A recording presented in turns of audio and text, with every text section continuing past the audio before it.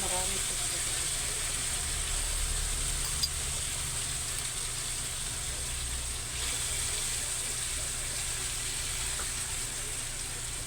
Okay.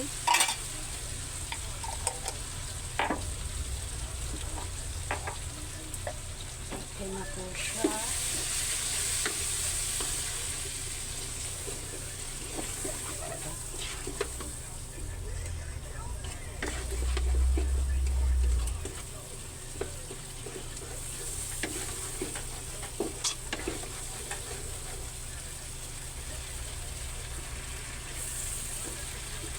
Bubuto ka na i-stick ito siya sa sa ref na frozen.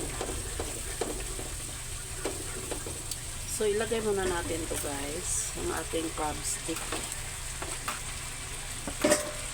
Yan. Diba? At ang ating totoong crabs. Yan. Diba? Although, wala pa kami kinain, mauna muna ito.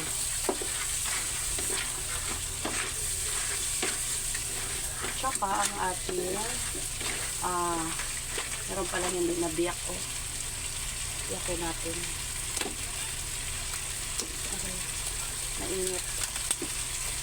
Nataba ka na. Para ang sauce niya ay naglalasa. I will wash this because of nagmadapog.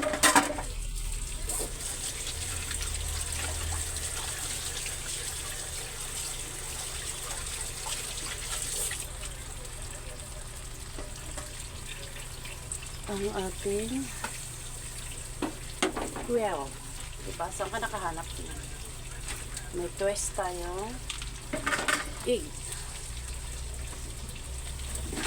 So, mix-mix lang po hanggang sa nahalo yung ating sauce lahat. So, hindi tayo naglalagay ng tubig. Kasi, toyo kasi kanina nagpakulo ako ng dapat alam mo. Pinagkuluan ko ng